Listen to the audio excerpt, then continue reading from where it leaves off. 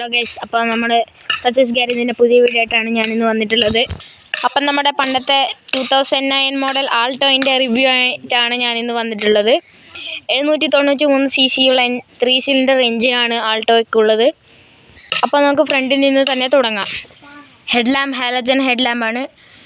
അപ്പോൾ നമ്മുടെ indicator insert ചെയ്തിട്ടുണ്ട്. നമ്മുടെ ലെഫ്റ്റ് സൈഡിൽ റൈറ്റ് സൈഡിൽ നമുക്ക് ഡേ ടൈം റണ്ണിങ് ലാമ്പ് കൊടുത്തിട്ടുണ്ട്. അതുപോലെ ഗ്രിൽ നമ്മുടെ ബമ്പറിനോട് ചേർന്നാണ്. അതുപോലെ സുസുക്കിയുടെ ലോഗോ കാണാം. ഫോഗ് ലാമ്പും കാര്യങ്ങളൊന്നും വരുന്നില്ല. ഇവിടെ എയർ ഇൻടേക്ക് പോലത്തെ ഒരു ഭാഗം കാണാം. സ്റ്റീൽ റിമ്മാണ് വരുന്നത്. അതുപോലെ നമ്മുടെ ഇൻഡിക്കേറ്റേഴ്സ് കൊടുത്തിട്ടുണ്ട്. മാനുവലി അഡ്ജസ്റ്റബിൾ മിററാണ്. അതുപോലെ വൈപ്പർ വാഷിംഗ് യൂണിറ്റ്, അതുപോലെ നമ്മുടെ വൈപ്പേഴ്സ് കൊടുത്തിട്ടുണ്ട്. ഡോർ ഹാൻഡിൽസ് ബ്ലാക്ക് ഫിനിഷാണ്. അതുപോലെ നമ്മുടെ കീ കൊണ്ട് ലോക്ക് അൺലോക്ക് ചെയ്യാനുള്ള ബട്ടൺസും കാര്യങ്ങളൊക്കെ കൊടുത്തിട്ടുണ്ട്.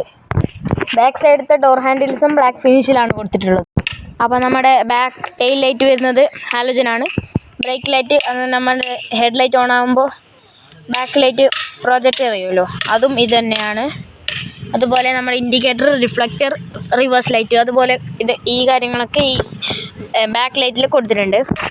അതുപോലെ ആൾട്ടോ LXI എന്ന ബാഡ്ജിങ് കാര്യങ്ങളൊക്കെ ഉൾപ്പെടുത്തിയിട്ടുണ്ട്. മാരുതി സുസുക്കി എന്ന ബാഡ്ജിങ് ഉൾപ്പെടുത്തിയിട്ടുണ്ട്. അപ്പോൾ നമ്മുടെ ബൂട്ട് സ്പേസിലേക്ക് വരാം. അപ്പോൾ നമ്മുടെ ബൂട്ട് സ്പേസ് അത്യാവശ്യമുണ്ട്.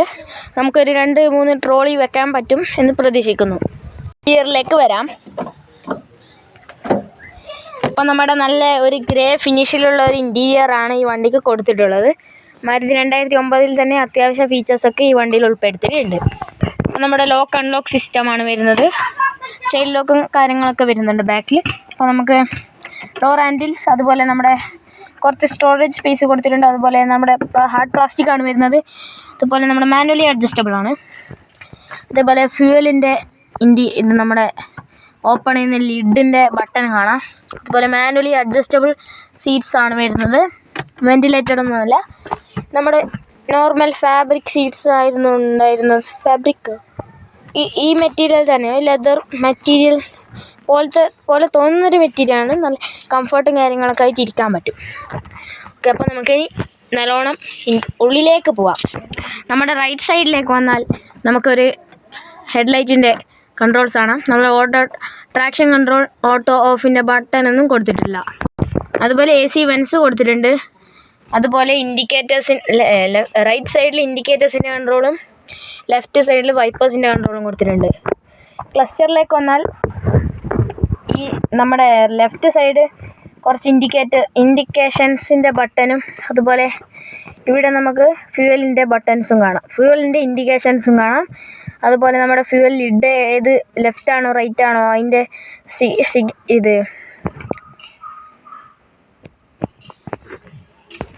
ലെഫ്റ്റാണോ റൈറ്റാണോ എന്ന ഇൻഡിക്കേഷനും കൂടി ഇവിടെ കാണാം. ക്ലസ്റ്ററിൽ ഈ ഡിജിറ്റൽ ഭാഗത്തെ ഫീച്ചർ നമുക്ക് നോക്കാം. നമ്മുടെ കിലോമീറ്റർ കാണിക്കുന്നുണ്ട്. അതുപോലെ സ്വിച്ച് നമ്മുടെ ട്രിപ്പ് കാണിക്കുന്നുണ്ട്. ഇത്രയൊക്കെയാണ് ഇതിൽ വരുന്ന ഫീച്ചേഴ്സ്. നമ്മുടെ ഇതൊക്കെ ബാറ്ററി ലോ അതിൻ്റെയൊക്കെ കൺട്രോൾസൊക്കെ കാണാം. ഇൻഡിക്കേറ്റർ കണ്ടോ, സെറ്റാണ്. ഓക്കെ, അപ്പോൾ എല്ലാം വർക്കിംഗ് ആണ്. ACയുടെ വെൻസ് കൊടുത്തിട്ടുണ്ട്. അത് നമുക്ക് അഡ്ജസ്റ്റ് ചെയ്യാൻ പറ്റും.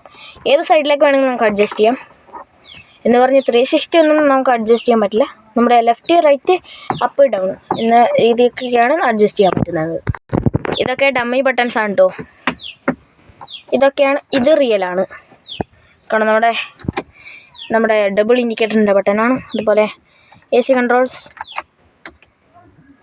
അതുപോലെ AC up and down controls. അതുപോലെ നമുക്ക് ലോവറിലേക്ക് മാത്രം ചെയ്യാം, അപ്പ് ആൻഡ് ഡൗണിലേക്ക് ചെയ്യാം, വൈപ്പർ ആൻഡ് ഡൗണിലേക്ക് ചെയ്യാം.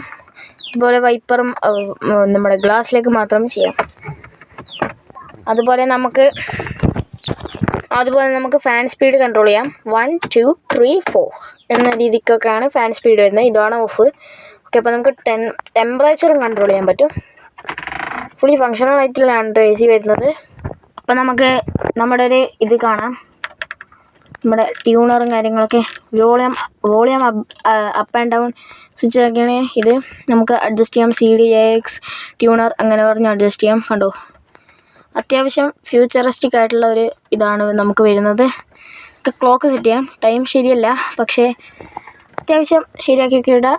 നമുക്ക് ടൈമൊക്കെ നോക്കാൻ നല്ലതായിരിക്കും. അതുപോലെ നല്ല ഫീച്ചറിസ്റ്റിക്കാണിത്. നമുക്ക് ട്യൂൺ വേണമെങ്കിൽ ഇവിടെ താഴെ നമുക്കൊരു ഇതുണ്ട്. അതിലേക്ക് നമുക്കൊരു അതിൻ്റെ പേരെന്താ, ഒരു ഗാഡ്ജറ്റ് വാങ്ങിയിട്ടാൽ അതിൽ നമുക്ക് ബ്ലൂടൂത്ത് കണക്ട് ചെയ്ത് പാട്ടൊക്കെ വെക്കാം. ഇപ്പം നിങ്ങൾ വിചാരിക്കുന്നത് സ്പീക്കർ എവിടെയാണെന്ന്. ഇത് സ്പീക്കറും ട്യൂണറും മിക്സ് ആയിട്ടുള്ളൊരു ബോക്സാണ് കേട്ടോ. അത് നമ്മുടെ ഇവിടെയാണ് കൊടുത്തിട്ടുള്ളത്. അതുപോലെ ഈ നമ്മുടെ വിൻഷീൽഡിലേക്ക് എത്താൻ വേണ്ടിയിട്ട് ഒരു AC-ക്ക് എത്താൻ വേണ്ടിയിട്ട് ഒരു കൂളും ഹോട്ടും ചെയ്യാൻ വേണ്ടിയിട്ട് നമ്മുടെ ഒരു ഇത് കൊടുത്തിട്ടുണ്ട്. AC വെൻസ് പോലൊരു സംഭവം കൊടുത്തിട്ടുണ്ട്.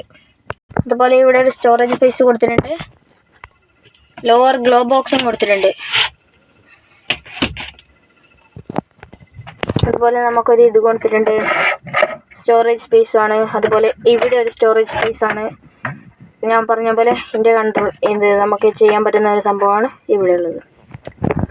ഓക്കെ, അപ്പോൾ നമുക്ക് 2 കപ്പ് ഹോൾഡേഴ്സ് കൊടുത്തിട്ടുണ്ട്. അതുപോലെ മാനുവൽ ട്രാൻസ്മിഷനാണ്, 5 സ്പീഡ് മാനുവൽ ട്രാൻസ്മിഷനാണ് വരുന്നത്. അതുകൊണ്ട് ക്ലച്ച്, ബ്രേക്ക്, ആക്സിലേറ്റർ എന്നീ കാര്യങ്ങൾ കൊടുത്തിട്ടുണ്ട്. മാനുവൽ ഹാൻഡ് ബ്രേക്കാണ് കൊടുത്തിട്ടുള്ളത്. അതുപോലെ സീറ്റ് ബെൽറ്റിൻ്റെ നമ്മുടെ ലോക്ക് ചെയ്യാൻ പറ്റുന്ന ബട്ടൺസ് ഒക്കെ കൊടുത്തിട്ടുണ്ട്. പിന്നെ ചെറിയ സ്റ്റോറേജ് സ്പേസ് 2 സൈഡിലും കൊടുത്തിട്ടുണ്ട്. സൺഷെയ്ഡ് കൊടുത്തിട്ടുണ്ട്. ഓക്കെ, അപ്പോൾ മിററും ലാമ്പും കാര്യങ്ങളൊന്നും വരുന്നില്ല. അഡ്ജസ്റ്റബിൾ ആണ് കേട്ടോ. 2 സൈഡും അങ്ങനെയാണ്. ഗ്രാബ് ഹാൻഡിൽസ് കൊടുത്തിട്ടുണ്ട്. നമ്മുടെ ബാക്കിലേക്ക് വിഷൻ കിട്ടാൻ വേണ്ടിയുള്ള മിററും കാര്യങ്ങളൊക്കെ ഇവിടെ കൊടുത്തിട്ടുണ്ട്. മാനുവലി അഡ്ജസ്റ്റബിൾ ആണ്. അതുപോലെ ലാമ്പും കാര്യങ്ങളൊക്കെ കൊടുത്തിട്ടുണ്ട്. ഹാലജനാണ് വരുന്നത്. അപ്പോൾ നമുക്ക് ബാക്ക് സൈഡിലേക്ക് കയറാം.